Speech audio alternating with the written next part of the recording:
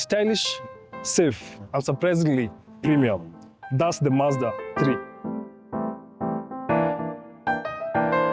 I'm El.P, and today I'll take you guys around this car, tell its strengths and weaknesses, and tell you what sets this car apart from its competitors.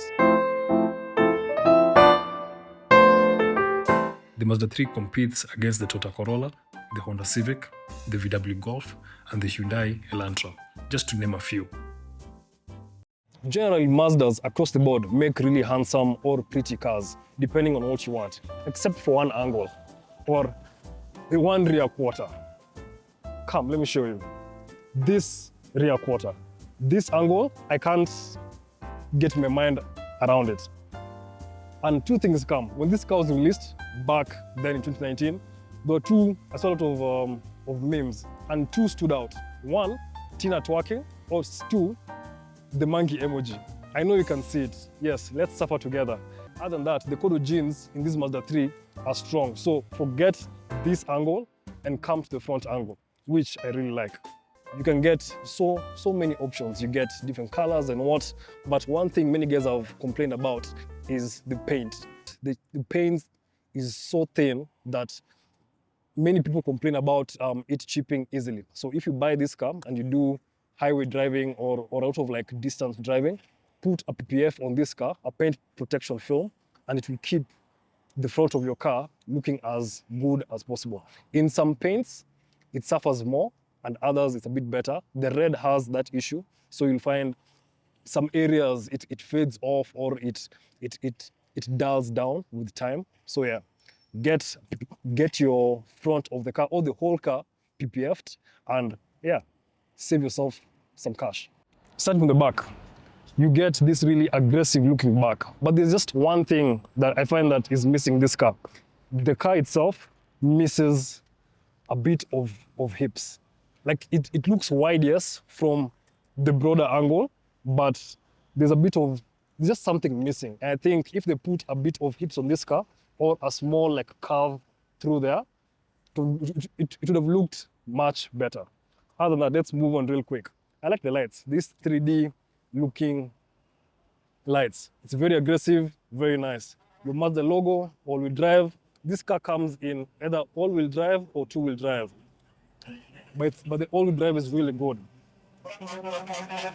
And your Sky Active G just now means you get petrol engine. Other than now, if it was a diesel, it would be different.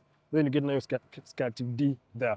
Getting into the boot, your boot latch is here at the bottom, and your emblem, you push that up, and you get gas struts to push it up. I like that it opens pretty high up. I'm about 6 foot tall, and yeah, it gives me a lot of working area here. Looking at the boot itself, it's not that big, especially being that the seats come all the way to where the ending of the boot is. It's okay, way better than what you'd get in the sedan. You can drop the seats from the back. There are buttons here on the ends, on both outer sides. You just press the button, push the seat, and it falls down. Between the seats and the boot, it's all flat. So you can push things to the front if you have taller items or if you have more things here at the back. I'd like to know from you guys, what do you think? Would you get the hatchback or would you get the sedan? I personally would get the hatchback because of practicality purposes and all that stuff, putting your gear, carrying stuff, moving homes and stuff. But yeah, you guys tell me on the comments below. What do you think? Would you get the hatchback or would you get the sedan? That's the boot. Let's get into the rear seats and see what we have there. Getting in the back, you have this sloping roofline that makes it a bit harder to get in and out of the car. The door design, I like the door design. You have the soft touch plastic here at the top. You get the leather here with the double stitching, cloth material, and more soft touch leather. And this is very soft. You can see how when I press, it dents in and out. I like this feature, this design feature here, and how it ends with this really nice drop. It's a kind of like a really nice premium look with this. Another thing I like is the scuff plating. You have your Mazda emblem. Most cars will only give you this emblem on the front seats. And at night, I bet it illuminates.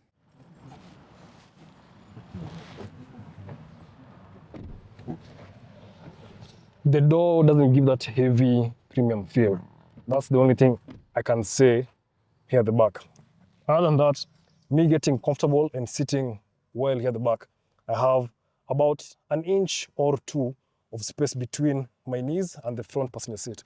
This seat is my driving position, so you can see how I fit here at the back. For headroom, it's not bad. I can sit here and be comfortable. The only issue is I don't think you can fit 3 adults here at the back just because of how the space generally looks.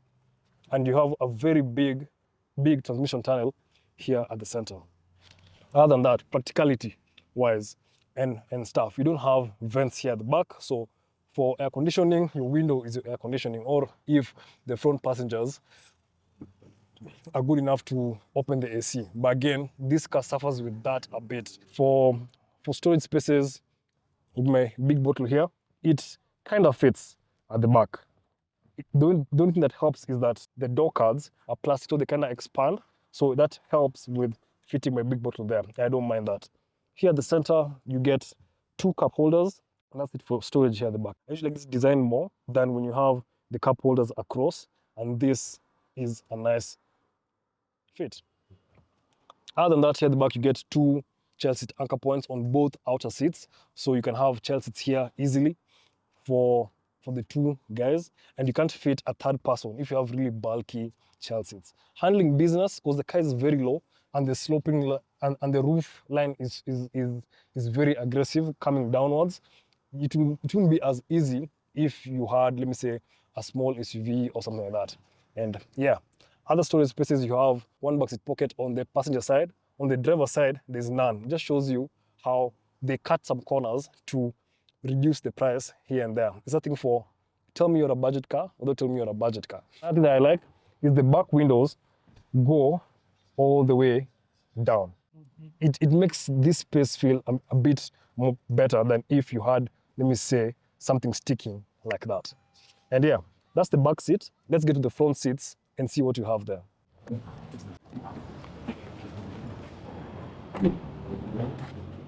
I want you guys to see how I get in and the place that my body touches as I'm getting in.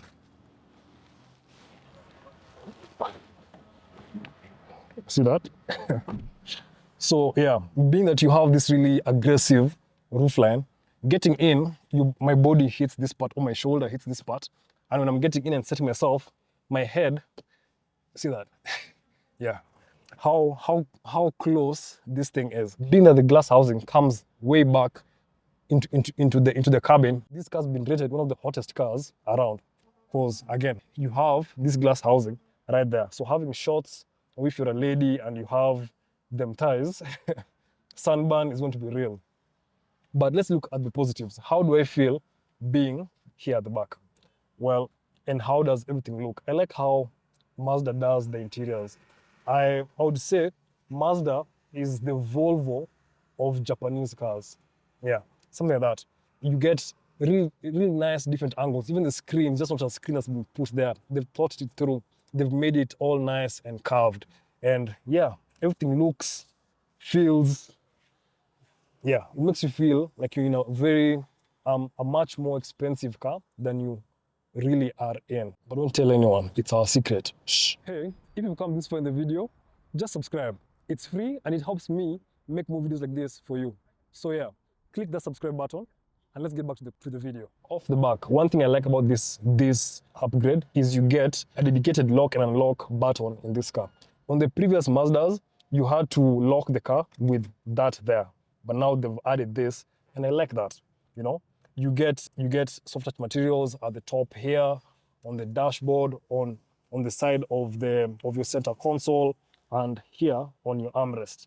And it's just those small things that make you appreciate being in this car more. So what do I see? On your dash here, you have this kind of like analog digital feel where they put the two and they kind of collabo and make this really nice dash here at the center. One thing guys have complained about is how soft some of the plastics are in this, that even if you wipe it the wrong way or look at it the wrong way, you'll get scratches. I don't know if you can see that in the camera.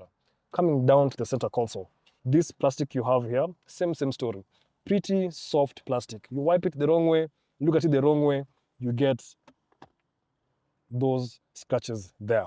But again, buy this car, you can get products for it, aftermarket products to try and protect the plastics. And some companies actually out there actually make a protector, like a film protector that you can put on top of this and even on your clock so that you don't get those scratches or those smudges on your car, just to keep your car looking mint all the time. For practicality, here at the front, you have space here for your phone, you have 2 cup holders. Coming here on your armrest, you have this space here for small bits and bobs. It's not big, and you get a divider that you can separate stuff in there, and your armrest moves back and forth. On your door cards, can I fit my big bottle? Yes, I can fit my big bottle. I still have more space at the front and more space here at the back. I like that. Here on your glove box, you get typical glove box manenos, then it's not wrapped in felt, so things you put in here will rattle for days. And your sunglasses holder here at the top. That makes a very clicking sound. Hey, sorry, I had an issue with the audio here, but all I was talking about is the heads-up display. In that, in this one, it reflects on the glass, and it's not like the previous ones where you find it would lift up when you turn the car on and go back down when you turn the car off. This one reflects on the glass, and it's pretty clear, and it gives you a number of information on what's happening on the dash of your car. On the floor, you get a floor-mounted gas pedal, and this is kind of like reminiscence to the German guys. So, as I said, Mazda is going for the Germans, and it's not playing around. Yeah, they should be warned. You get several engine options depending on your region. For petrols, you get 5 options, including a mild hybrid option and 1 diesel engine. You can pause to go through. The Mazda 3 does well on fuel efficiency, especially for a car with a sporty character. Depending on the engine and your driving habits, you can pause to go through.